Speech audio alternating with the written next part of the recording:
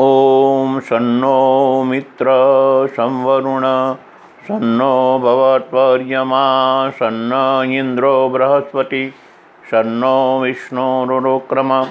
नमो ब्रह्मणे नमस्ते वायो त्वमेव प्रत्यक्षं ब्रह्मासि त्वामेव प्रत्यक्षं ब्रह्म वदिष्यामि ऋतं वदिष्यामि सत्यं वदिष्यामि तन्मामवतु तद्वक्तारमवतु अवतु माम् अवतु वक्तारम्। ओम शांति शांति शांति।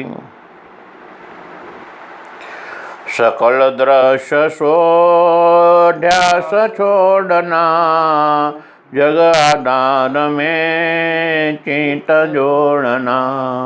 त्रयोदशा ही जो जागृदानी है सब प्रपंच सो भिन्न नाही है।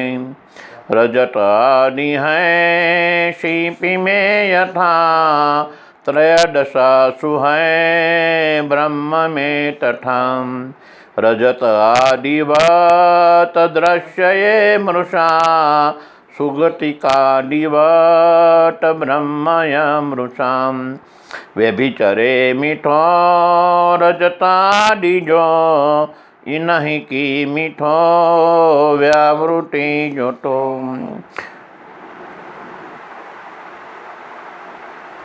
सुगति सूत्रवत अनुगये कजो अनुभूति युतो ब्रह्म।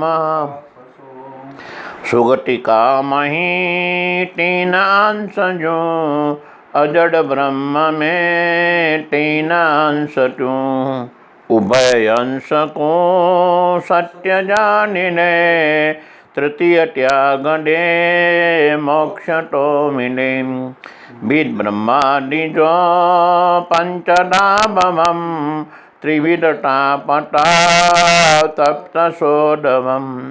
परशु पंचधा युक्तियों करी विचार तो छेदना डरी। नहीं जुजाही में तीन काल में तहि बानवे मध्य काल में। सुगति रौप्यवत ध्यास सो भ्रमम अर्थ ज्ञान दो भ्रांति का क्रमम। द्विविध वे महे ज्ञान अर्थ को अर्थ भ्रांति वा षड्विधाब को। सकल ध्यास जे जगत में दसे सब सुयाही के बीच में दसे।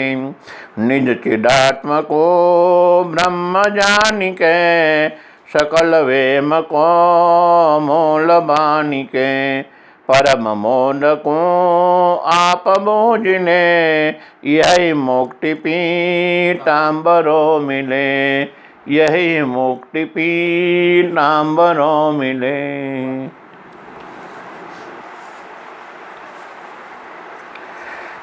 विश्राम 13मो प्रपंच विषे भाग तीजो प्रपंचनो मिथ्यापणो।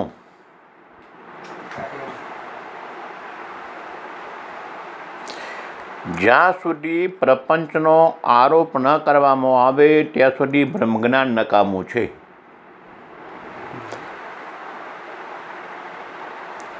આપણને રોગ થયો હોય તો જ દવાની જરૂર છે, રોગ ન હોય તો દવાની જરૂર નથી. એમ બ્રહ્મ ઉપર પ્રપંચનો આરોપ થયો છે તો પ્રપંચને દૂર કરવા માટે બ્રહ્મજ્ઞાનની જરૂર છે. જો બ્રહ્મ ઉપર પ્રપંચનો આરોપ ન થયો હોય તો બ્રહ્મજ્ઞાનની કોઈ જરૂર જ નથી.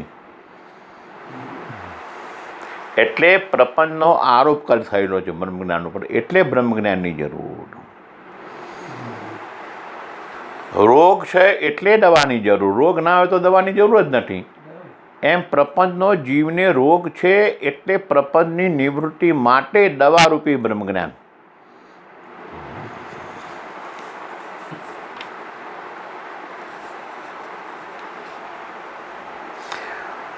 શીશ કહે આત્મામાં 3 અવસ્થા કેમ પાસે છે? ગુરુ કહે છીપમાં રૂપું, રજત, અબરક અથવા કાગળ એ ત્રણેય છીપના અજ્ઞાનથી કલ્પિત ભાષે છે. તેમ ત્રણેય વસ્તુઓનો પરસ્પર અથવા છીપની સાથે વ્યતિરેક જુદાપણું છે અને છીપનો ત્રણેય વસ્તુ સાથે અન્વય સંબંધ છે.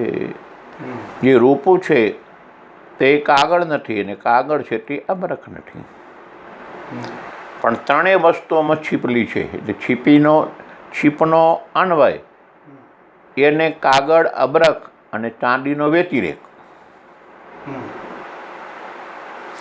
જેમ કે છીપમાં જ્યારે રૂપું ભાસે ત્યારે અબરખ અને કાગળ ન ભાસે, જ્યારે અબરખ ભાસે ત્યારે કાગળ અથવા રૂપું ન ભાસે, અને જ્યારે કાગળ ભાસે ત્યારે રૂપું તથા અબરખ ન ભાસે.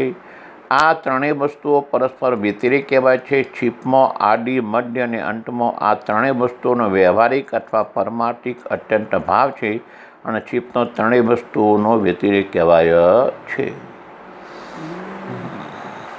એ વસ્તુઓ એકબીજા નથી એમ.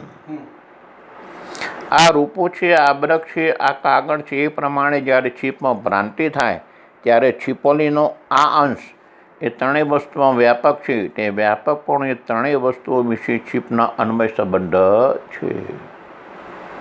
ભ્રાંતિ કાઢે પણ ભ્રાંતિની નિવૃત્તિમાં જે હોય એ સામાન્ય. એટલે આ છીપી છે ને આ અબરખ છે, એટલે આ બંનેમાં છે એટલે સામાન્ય. અહીં છીપના ત્રણ અંશ છે: સામાન્ય અંશ, વિશેષણ અને કલ્પિત વિશેષ. એકદમ આ એ સામાન્ય અંશ છે જે અધિક કાળમાં પ્રતીત થાય છે, તેને સામાન્ય અંશ કહેવામાં આવે છે. કારણ કે ભ્રાંતિ કાળમાં પણ આ પ્રતીત થાય છે અને ભ્રાંતિની નિવૃત્તિમાં આ પ્રતીત થાય છે, માટે આ એ સામાન્ય અંશ. ઈદમપણું ભ્રાંતિ કાળમાં પ્રતીત થાય છે અને ભ્રાંતિના અભાવ કાળમાં પણ આ છીપ છે એવી રીતે પ્રતીત થાય છે, માટે ઈદમપણું સામાન્ય છે અને આધાર પણ કહેવાય છે. નીલ પૃષ્ઠ તથા ત્રણ ખૂણવાળી છીપ એ વિશેષણ જે ન્યૂનાધિક પ્રતીત થાય છે તેને વિશેષણ કહેવામાં આવે છે. જે થોડા કાળ માટે પ્રતીત થાય એને વિશેષણ કહેવામાં આવે. ભ્રાંતિ કાળમાં નીલ પૃષ્ઠ અને ત્રિકોણની પ્રતીતિ થતી નથી, પરંતુ નીલ પૃષ્ઠ આડિકની પ્રતીતિ થવાથી ભ્રાંતિની નિવૃત્ત થાય છે, માટે તે વિશેષણ છે. તેને અધિષ્ઠાન પણ કહેવામાં આવે છે. ભ્રાંતિ કાળમાં જેની પ્રતીતિ ન થાય અને ભ્રાંતિની નિવૃત્તિમાં જેની પ્રતીતિ થાય એ નામ અધિષ્ઠાન. રજત, અબરખ, કાળણ અને કાગળ એ ત્રણ કલ્પિત વિશેષણ છે જે અધિષ્ઠાનના જ્ઞાનકાળમાં પ્રતિષ્ઠા નહીં તેને કલ્પિત વિશેષ કહેવામાં આવે છે. જે અધિષ્ઠાનના જ્ઞાનકાળમાં પ્રતીત ના થાય, અધિષ્ઠાનનું અજ્ઞાન હોય ત્યારે પ્રતીત થાય એને કલ્પિત વિશેષ કહેવામાં આવે છે. એટલે આને સામાન્ય કહ્યું, છીપોલીને વિશેષ કહ્યું અને કાગળ અબરખને કલ્પિત વિશેષ કહ્યું. આ તો વ્યવહારિક દ્રષ્ટાંત આવ્યું, પણ સિદ્ધાંતમાં બ્રહ્મ ચૈતન્ય એ સામાન્ય, સત એ સામાન્ય, આનંદપણું, નિત્યપણું, જ્ઞાનપણું, સ્વયં પ્રકાશપણું એ વિશેષ, અને જીવપણું એ કલ્પિત વિશેષ.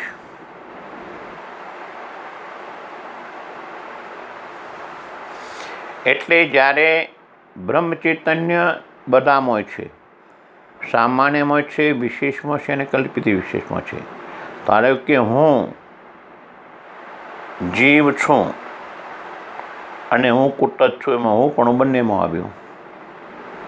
આપણને સતપણાનું જ્ઞાન છે, પણ હું આનંદ સ્વરૂપ છું, જ્ઞાન સ્વરૂપ છું, અજન્મા છું, અવિકારી છું એનું અજ્ઞાન છે, એટલે એનું નામ વિશેષ. અને એનાથી આપણામાં જીવપણું આવ્યું. જ્યારે અધિષ્ઠાનનું જ્ઞાન થાય એટલે આપણને વિશેષનું જ્ઞાન થાય. એટલે આપણે અત્યારે એકલા સત હતા, એ સત, આનંદ સ્વરૂપ, અવિકારી, અજન્મા એવું બધું આપણને જ્ઞાન થાય. અને જ્યારે જીવપણું બાદ પામે ત્યારે વિશેષનું જ્ઞાન થાય. એટલે જીવપણું એ કલ્પિત.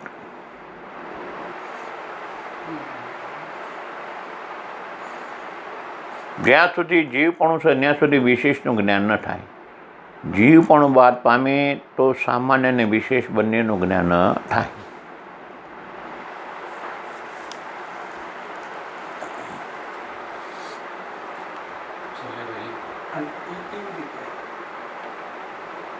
જો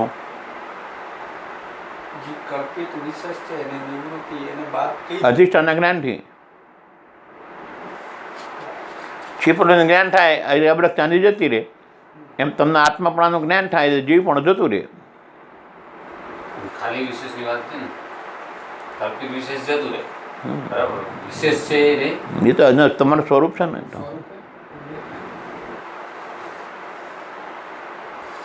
સિદ્ધાંત આ તટસ્થ લક્ષણમાં આવ્યું ને, આ સ્વરૂપ લક્ષણ, અને જીવ છે તટસ્થ લક્ષણ.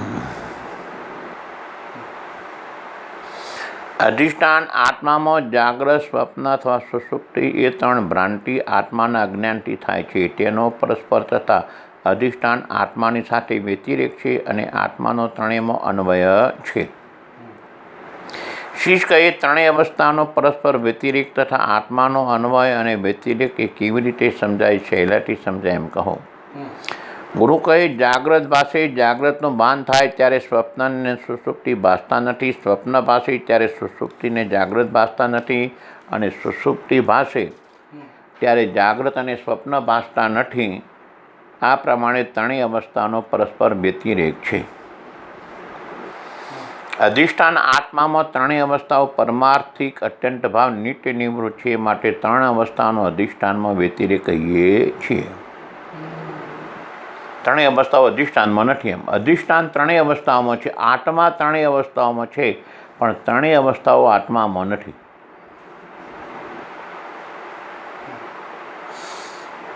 દાગીનામાં સોનું છે, પણ દાગીનો સોનામાં નથી. ઘડામાં માટી છે, પણ ઘડો માટીમાં નથી.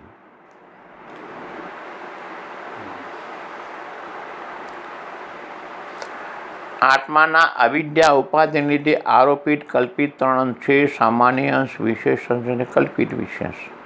સત હોવાપણું એ આત્માનો સામાન્ય અંશ છે.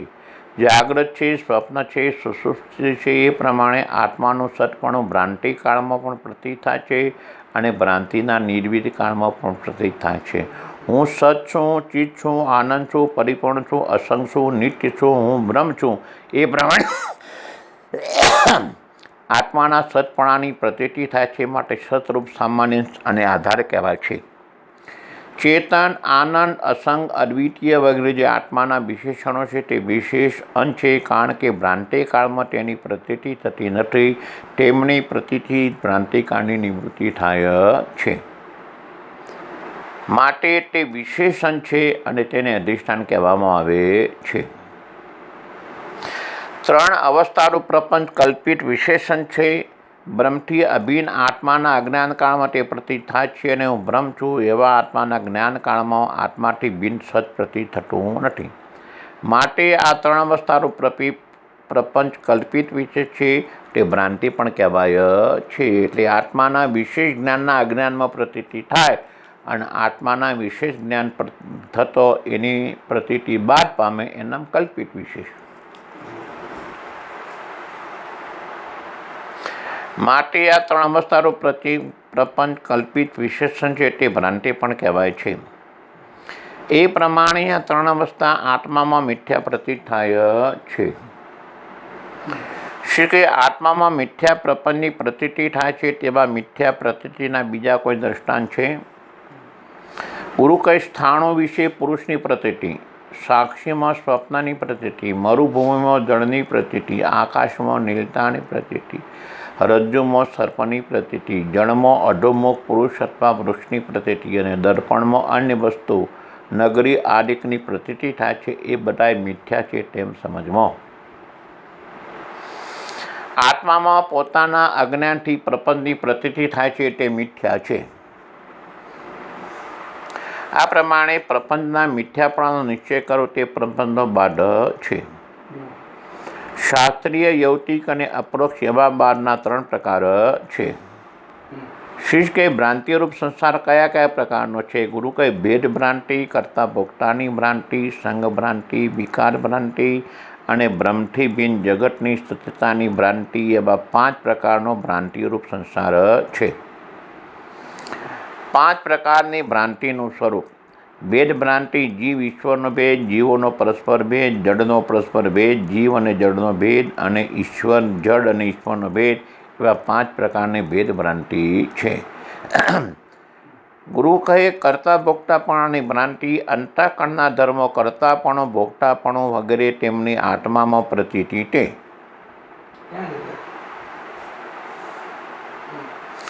સંગ ભ્રાંતિ, આત્માનો દેહ આદિકમાં અહંતારૂપ, ગૃહાદિકમાં મમતારૂપ સંબંધ પ્રતીતિ તે અથવા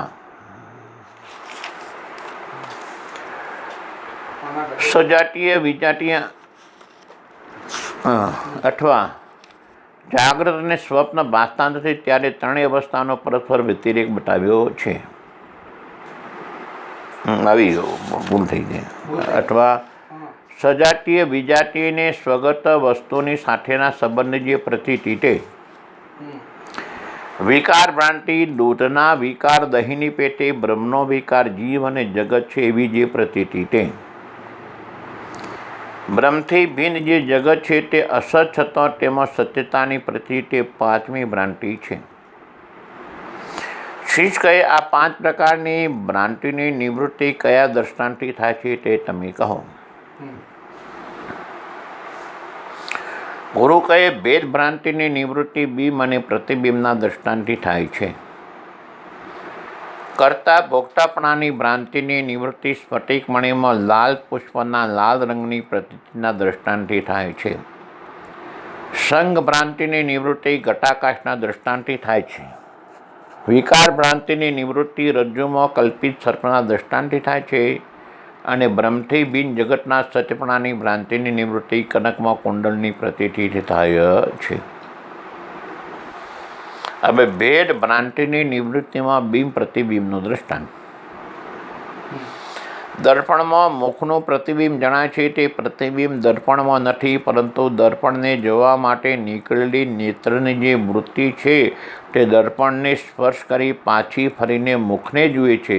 માટે બિંબ જે મુખ તેની સાથે પ્રતિબિંબ અભિન્ન છે. તેથી પ્રતિબિંબ મિથ્યા નથી પણ સત્ય છે. તમને તમારા દર્પણમાં તમારું મોઢું દેખાય છે. કેવી રીતે દેખાય છે? આપણી અંતઃકરણની વૃત્તિ દર્પણ સુધી ગઈ, પણ દર્પણમાં પાછળ લાલ રંગ લગાવેલો છે એટલે વૃત્તિ આગળ ન જઈ શકી. એટલે વૃત્તિ પાછી વળી અને તમારા મુખને જુએ છે, પણ તમને એમ લાગે છે કે મારું પ્રતિબિંબ છે, બિંબ જ છે. જો પાછળ લાલ રંગ ન હોય તો તમને તમારું મોઢું દેખાય નહીં, કારણ કે વૃત્તિ આગળ નીકળી જાય. એટલે વૃત્તિ દર્પણને ટકરાઈને પાછું તમારા મોઢાને જુએ છે, એટલે તમને પ્રતિબિંબ દેખાય છે.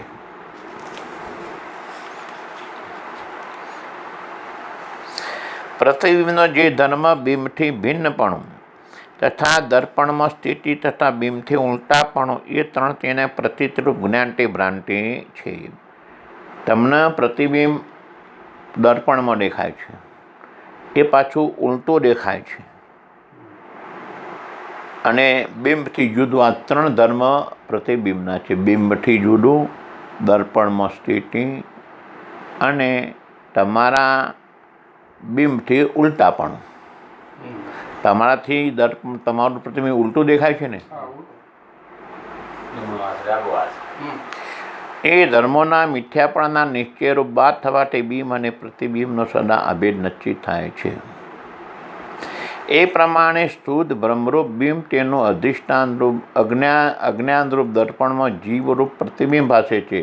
તેમાં સ્વપ્નની પેઠે એક જીવ મુખ્ય છે અને બીજા સ્થાવર જંગમ નાના જીવો દેખાય છે તે જીવાભાસ છે. તે જીવરૂપ પ્રતિબિંબ ઈશ્વરરૂપ પ્રતિબિંબની સાથે સદા અભિન્ન છે, પરંતુ માયાના બળથી તે જીવનો ધર્મ બિંબરૂપ ઈશ્વરથી ભેદ, જીવપણું, નાનાપણું, અલ્પપણું, અલ્પશક્તિપણું, પરિચ્છિન્નતા વગેરે તેની પ્રતિરૂપ જ્ઞાન એ સર્વ ભ્રાંતિ છે. તેથી તેના મિથ્યાપણા નિશ્ચયરૂપ બાદ કરી જીવરૂપ પ્રતિબિંબ તથા ઈશ્વરરૂપ બિન એ બંને સદા અભેદ છે એમ નિશ્ચય કરવો. તમારા બ્રહ્મનું પ્રતિબિંબ અજ્ઞાનમાં પડ્યું એટલે એ પ્રતિબિંબ તમને જીવરૂપે દેખાણું. એને તમે જીવ કહ્યો પ્રતિબિંબને, અને એનાથી જીવ અને ઈશ્વરના ભેદ દેખાણા. ખરેખર તો બિંબ અને પ્રતિબિંબ અભેદ જ હોય. બિંબ અને પ્રતિબિંબ અભેદ જ હોય. જેવી રીતે પાણીમાં સૂર્યનું પ્રતિબિંબ પડ્યું, પાણી સુકાઈ જાય તો એ પ્રતિબિંબ ક્યાં જાય? એમ અજ્ઞાનનો નાશ થાય તો પ્રતિબિંબ પાછું બ્રહ્મ મળી જાય. એટલે પ્રતિબિંબે જીવ અને ઈશ્વરનો ભેદ કર્યો. એ પ્રતિબિંબ માયા અને અજ્ઞાન બાદ પામે તો જીવ અને ઈશ્વર બ્રહ્મ બની જાય.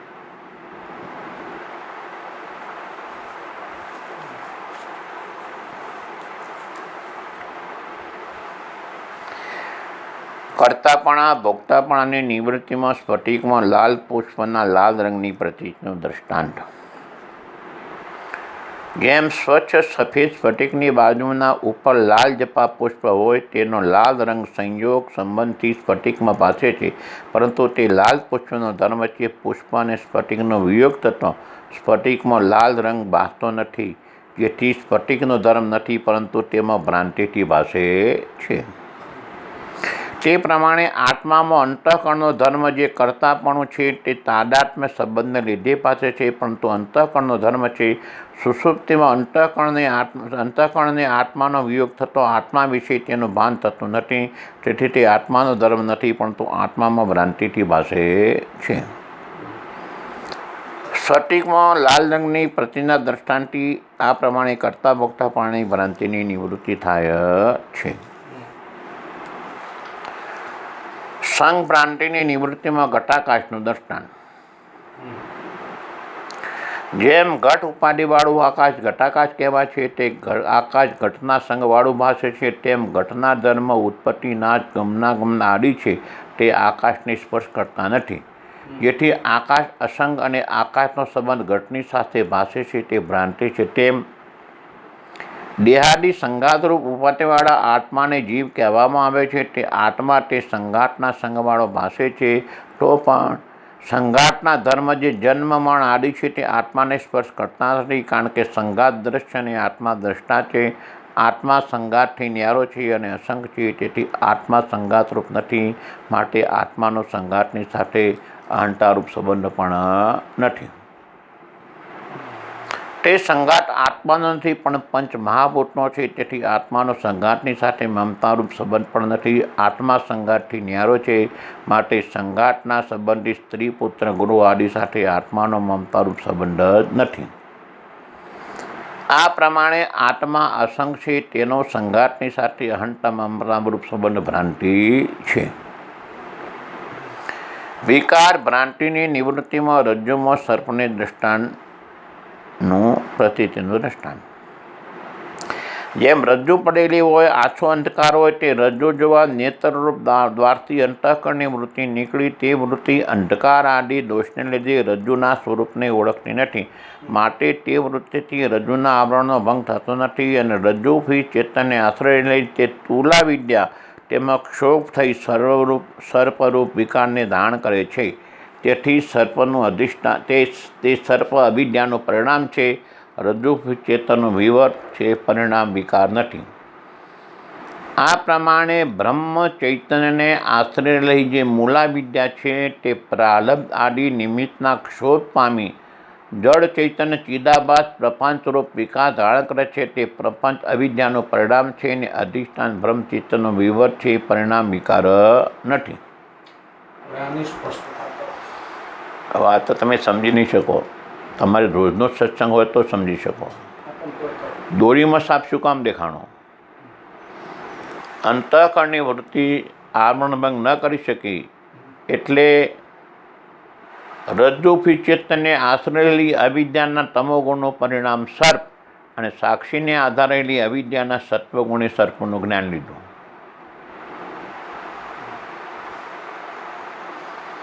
એ વિકાર ભ્રાંતિ હતી. એવી રીતે બ્રહ્મચેતનને આશ્રયેલી અવિદ્યા પ્રાલબ્ધ ક્ષોભને લીધે એ અવિદ્યા ચિદાભાસ બની ગઈ. એટલે ચિદાભાસ એટલે જીવ.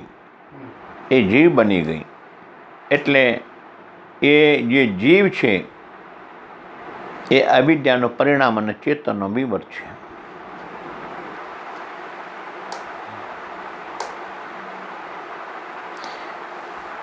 એ રીતે રજ્જુમાં કલ્પિત સર્પના દ્રષ્ટાંતે વિકાર ભ્રાંતિની નિવૃત્તિ થાય છે. સ્થૂલાવિદ્યા વિષય ઘટાડીઓથી ચેતનને આશ્રય રહી તેને આવરણ કરવાવાળી તે અવિદ્યા તે. મૂલાવિદ્યા શુદ્ધ બ્રહ્મ જે આત્મા તેને આશ્રય રહી તેને આવરણ કરવાવાળી તે અવિદ્યા. ક્ષોભ કાર્ય કરવાને તત્પર થવું. પરિણામ પૂર્વરૂપનો ત્યાગ અને અન્ય રૂપની પ્રાપ્તિ તે અથવા ઉપાદાનની સમાન સત્તાવાળું અંથ્યા સ્વરૂપ. દૂધનું પરિણામ દહીં છે. દૂધ અને દહીં સમાન વ્યવહારિક સત્તા છે, પણ દહીંનો આકાર ગુણ દૂધના નથી, માટે દહીં તે દૂધનું પરિણામ અને વિકાર છે. અધિષ્ઠાન પોતે નિર્વિકાર રૂપે રહે અને અવિદ્યાકૃત કલ્પિત કાર્યનો આશ્રય હોય છે. આ અધિષ્ઠાન વ્યવહારિક અને પરમાર્થિક બે પ્રકારનું છે. જેમ કલ્પિત સર્પનું અધિષ્ઠાન રજ્જુ છે વ્યવહારિક અને જગતનું અધિષ્ઠાન બ્રહ્મ છે તે પરમાર્થિક. તેને પરિણામી ઉપાદાનથી વિલક્ષણ બીજું વિવર્ત ઉપાદાન કારણ કહે છે. વિવર્ત અધિષ્ઠાનથી વિષમ અલ્પ અને બિન સત્તાવાળું તથા અંઠા સ્વરૂપ નવીન પ્રકારનો આકાર. અધિષ્ઠાનને સ્પર્શ કર્યા સિવાય અધિષ્ઠાન ઉપર બીજો પદાર્થ દેખાય એના વિવર્ત કહેવાય. જેમ દોરીને સ્પર્શ કર્યા સિવાય દોરી ઉપર સર્પ દેખાણો એ સર્પ છે, દોરીનો વિવર્ત છે. એમ આ બ્રહ્મ ચૈતન્ય સ્પર્શ કર્યા સિવાય બ્રહ્મ ચૈતન્ય ઉપર જે જગત દેખાય છે એ જગત બ્રહ્મનું વિવર્ત છે.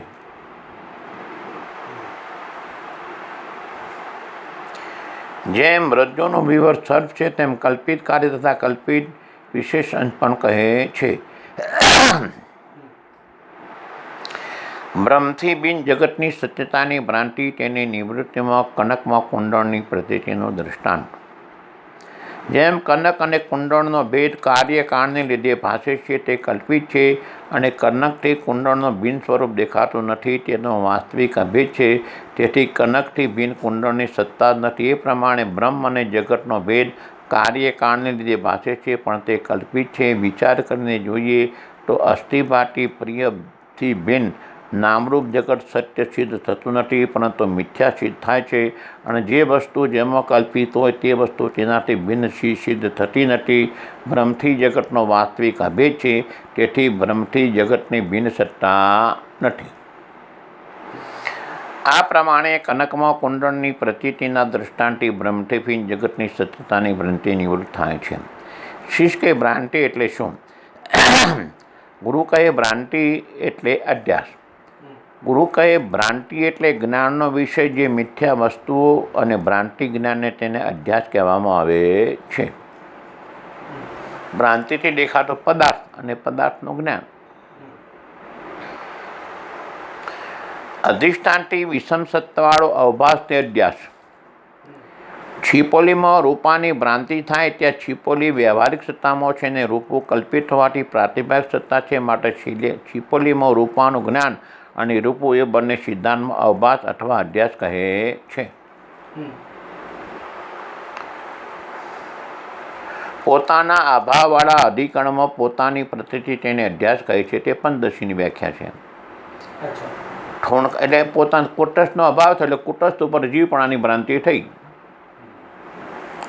ઠોણકામાં ચોરનો અભાવ છતો અધિકરણ ઠોણકામાં ચોરની પ્રતીતિથી અધ્યાસ છે. છીપોલીમાં રૂપાનો અભાવ છે છતો અધિકરણ છીપોલીમાં રૂપાની પ્રતીતિ અધ્યાસ છે. રૂપામાં સર્પનો અભાવ છે છઠ્ઠો અધિકરણ રજ્જુમાં સર્પની પ્રતીતિ અધ્યાસ છે. જેમાં ભ્રાંતિ થાય તે અધિષ્ઠાન કહેવાય ને અધિષ્ઠાન અધિકરણ વ્યવહારિક હોય ને પરમાર્થિક પણ હોય. દોરીમાં સર્પની ભ્રાંતિ થાય એ વ્યવહારિક અને કુટસ્થ ઉપર જીવની ભ્રાંતિ થઈ તે પરમાર્થિક. શીશ કહે અધ્યાસ કેટલા પ્રકારના છે? ગુરુ સ્વરૂપાધ્યાસ અને સંસારાધ્યાસ એમ અધ્યાસ બે પ્રકારના છે, અથવા જ્ઞાનાધ્યાસ અને અર્થાધ્યાસ એમ બે પ્રકારના અધ્યાસ છે. શીશ કહે આ અર્થાધ્યાસના પ્રકાર સરળથી સમજાવો. ગુરુ કહે આત્માનું સ્વરૂપ જ આત્મામાં અધ્યાસ છે, અથવા જે પદાર્થનું સ્વરૂપ અનિવર્તનીય ઉત્પન્ન થાય તે સ્વરૂપાધ્યાસ કહીએ છીએ. હું અજ્ઞાન છું એ પ્રમાણે અજ્ઞાનનો શુદ્ધ ચેતન વિશે અધ્યાસ બને છે. હું છું એ પ્રમાણે અજ્ઞાન ઉભી ચેતન વિશે અહંકારનો અંતઃકરણનો અધ્યાસ બને છે.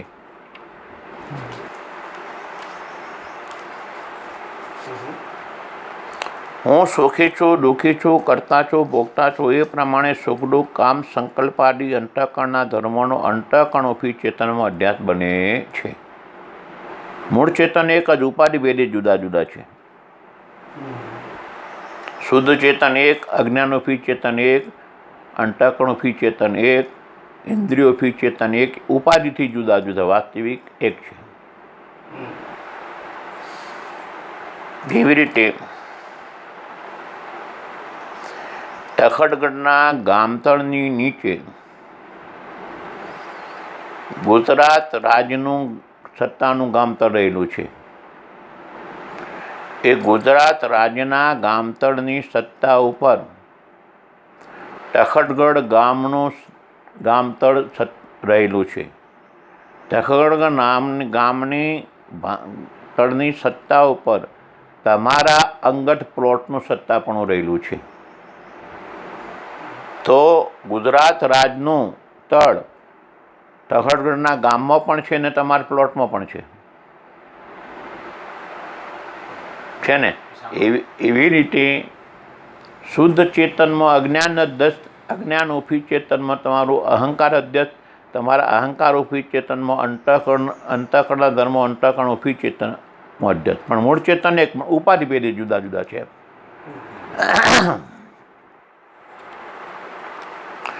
હું કાળો છું, આંધળો છું, બહેરો છું, દેખું છું, સાંભળું છું, બોલું છું એ પ્રમાણે ઇન્દ્રિયના ધર્મોનો પણ અંતઃકરણ ઉભી ચેતનમાં અધ્યાસ બને છે. હું મનુષ્ય છું, બાળક છું, યુવાન છું, બ્રાહ્મણ છું વગેરે ધર્મો સહિત દેહનો અંતઃકરણ અને ઇન્દ્રિયના ધર્મ ઉભી ચેતન વિશે અધ્યાસ બને છે. હું જાડો છું, પાતળો છું, ગોરો છું, કાળો છું વગેરે દેહના ધર્મોનો દેહ ઉભી ચેતન વિશે અધ્યાસ બને છે. ઇન્દ્રિય અને દેહનો સ્વરૂપથી કુટસ્થ વિશે અધ્યાસ નથી, પણ બ્રહ્મચેતન વિશે અધ્યાસ છે. પરંતુ ઇન્દ્રિય અને દેહના ધર્મ સહિત તેની કુટસ્થ સાથે અભેદ પ્રતીતિ થાય છે. આ વાત ખેમજે પોકારની સામે હું લડ્યો હતો અને ખેમજે પોકારને હારવું પડ્યું હતું. આ વાતો જ્યારે હું વેદાંતનાથને ભણાવતો હતો ને ત્યારે જે ખેમજી પોકાર આ વાત જુદી રીતે સમજતા હતા. મેં કીધું નહીં, એ વાત તમારી માન્યતા ખોટી છે, અને એની સામે પછી એમને મારી વાત માનવી પડી હતી. જુઓ, ઇન્દ્રિય અને દેહનો સ્વરૂપથી કુટસ્થ વિશે અધ્યાસ નથી, પણ ઇન્દ્રિય અને દેહનો સ્વરૂપથી બ્રહ્મ વિશે અધ્યાસ છે. અને પ્રતીતિ થાય છે અધ્યાસ કુટસ્થ ઉપર. કારણ કે તમે ઇન્દ્રિયને મારી માનો છો, દેહને મારો માનો છો, અને જેટલું મારું હોય એટલું બ્રહ્મ અધ્યસ્ત હોય. જેટલું પણ મારું હોય એ બ્રહ્મ અધ્યસ્ત હોય, અને એની અભેદ અધ્યાસની પ્રતીતિ કુટસ્થ ઉપર થાય છે કે હું બહેરો, હું લંગડો, હું આંધળો, અધ્યક્ષ બ્રહ્મ અને અધ્યાસ થાય છે કુટસ્થ ઉપર. એવી રીતે દેહને પણ મારો કે છે બ્રહ્મ અધ્યક્ષ અને હું દેહ એટલે કુટસ્થ સાથે અભેદ પ્રતીતિ થઈ.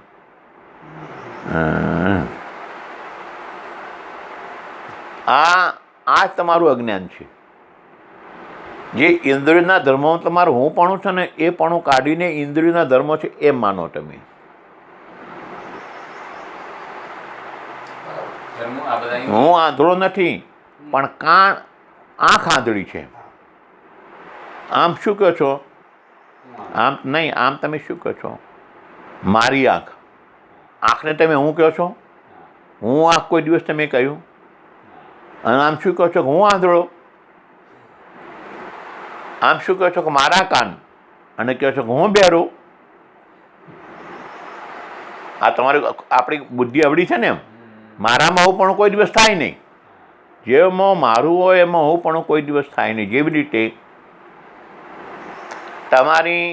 તમારું ખેતર, તમારી પત્ની, તમારી ગાડી એમાં તમારું મારાપણું છે. મારું ખેતર, મારી ગાડી, મારી પત્ની એમાં તમારું હું પણ થાય છે. હું પત્ની, હું ખેતર, હું ગાડી એમ થાય છે. અહીંયા તમારું આ ભ્રાંતિ છે. ઇન્દ્રિયોને મારી કહો છો અને ઇન્દ્રિયોના હું પણાનો અધ્યાસ થાય છે. ધર્મ સહિત ધર્મીનો અધ્યાસ થાય છે. હું આંખ છું, દેહ છું એવી કેવળ દેહ અને ઇન્દ્રિયોની કુટસ્થ સાથે અભેદ પ્રતીતિ થતી નથી. આ પ્રમાણે અજ્ઞાન આદિકનો ઉપરના દ્રષ્ટાંત 1 થી 6 સુધીમાં કહ્યું તેમ ચૈતન્યમાં અધ્યાસ છે ને તે પદાર્થનું સ્વરૂપ અનિવર્તનીય ઉત્પન્ન થયેલું છે માટે તે સર્વ પ્રકાર સ્વરૂપાધ્યાસ છે. સ્વરૂપો અધ્યાસ કર્યો ને, પોતાના સ્વરૂપને ઢાંક્યું એટલે નામ સ્વરૂપાધ્યાસ. સત અસતથી વિલક્ષણ અને અનિવર્તનીય રજ્જુમાં સર્પની પ્રતીતિ. જો સર્પ સત્ય હોય તો રજ્જુનું જ્ઞાન થતો તે સર્પની નિવૃત્તિ ન થવી જોઈએ, પણ નિવૃત્તિ થાય છે માટે સર્પ સત્ય વિલક્ષણ કહેવાય છે. જો સર્પ અસત હોય તો વંધ્યાપુત્રને પેટે પ્રતીતિ ન થવી જોઈએ, પણ પ્રતીતિ થાય છે માટે સર્પ અસતથી વિલક્ષણ કહેવાય છે. સ્વરૂપાધ્યાસમાં કેવળ ધર્માધ્યાસ, ધર્મ સહિત ધર્મીનો અધ્યાસ અને અંતરાધ્યાસ એ ત્રણેય સમાઈ જાય છે. આ પુસ્તકના પૃષ્ઠ 129માં બતાવેલી જે 5 પ્રકારની ભ્રાંતિ બતાવી છે તેમાં સંઘ ભ્રાંતિ તે સંસર્ગાધ્યાસમાં સમાઈ જાય છે. બાકીની 4 ભેદ ભ્રાંતિ, કર્તા ભોક્તાની ભ્રાંતિ, વિકાર ભ્રાંતિ અને જગતની સત્તાની ભ્રાંતિ તે સ્વરૂપાધ્યાસમાં આવી જાય છે. સંસર્ગાધ્યાસ અને સ્વરૂપાધ્યાસ, સંબંધાધ્યાસ. જ્યાં પદાર્થનું સ્વરૂપ તો પહેલેથી સિદ્ધ હોય, પછી તે પદાર્થ વ્યવહારિક હોય અથવા પરમાર્થિક હોય અને અનિવર્તનીય સંબંધ ઉત્પન્ન થાય ત્યાં સંસર્ગાધ્યાસ છે. જેવી રીતે તમારો હું દેહ એ પહેલાંથી અસ્તિત્વમાં છે અને એ શરીરના સાથે હું અને મારાપણાનો જે સંબંધ થયો તે સંસર્ગાધ્યાસ અને સંબંધાધ્યાસ. દેહ હું અને દેહ મારો એમ જે તમે માન્યું એનું નામ સંસર્ગાધ્યાસ અને સંબંધાધ્યાસ. દેહ હું, દેહ મારો અને દેહના સંબંધીઓ મારા, આ સંસર્ગાધ્યાસ અને સંબંધાધ્યાસ. એ સંબંધ થયો ને, એ સંબંધ થયો એટલે પદાર્થ પહેલાંથી પ્રતીત હોય એમ તમારું સ્વરૂપ ચેતન પહેલાંથી છે, પણ એ ચેતન ઉપર અંતઃકરણના ધર્મનો આરોપ નાખ્યો, કરતા ભોગતાપણાનો. એ સ્વરૂપ એ સંબંધાધ્યાસ અને સંસર્ગાધ્યાસ.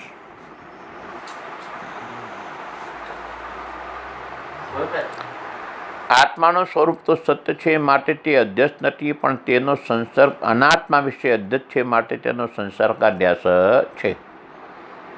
જેમ મુખનો દર્પણ સાથે કોઈ સંબંધ નથી, બંને પદાર્થ મુખ અને દર્પણ વ્યવહારિક છે, ત્યાં દર્પણમાં મુખનો સંબંધ પ્રતીત થાય છે માટે તેનો અનિવર્તનીય સંબંધ ઉપજે છે. તેમ રાતા વસ્ત્રમાં રક્તપટ એવી પ્રતીત થાય છે. રાતા રંગવાળું વસ્ત્ર છે. આ પ્રતીતિથી રાતા રંગનો વસ્ત્ર સાથે તાદાત્મ્ય સંબંધ પાસે છે. રાતો રંગ એ કેસુડાનો છે, માટે રાતાપણાનો તાદાત્મ્ય સંબંધ કેસુડા કસુંબાના ફૂલમાં છે, વસ્ત્રમાં નથી. ભલે વસ્ત્રમાં ભાસે પણ એ રંગ કોનો છે? કેસુડાનો છે. આ પ્રમાણે રાતા રંગવાળું કુસુમ પુષ્પ અને વસ્ત્ર એ બંને વ્યવહારિક છે. તેમનો તાદાત્મ્ય સંબંધ અનિવર્તનીય ઉપજે છે.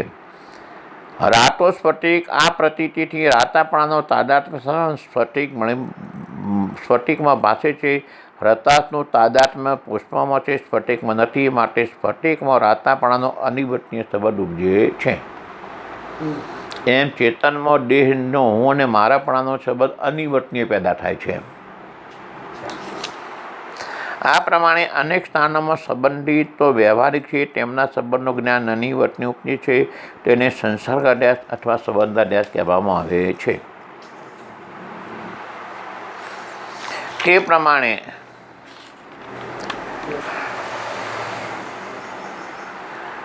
જ પ્રમાણે ચેતનનો અહંકારમાં અધ્યાસ નથી.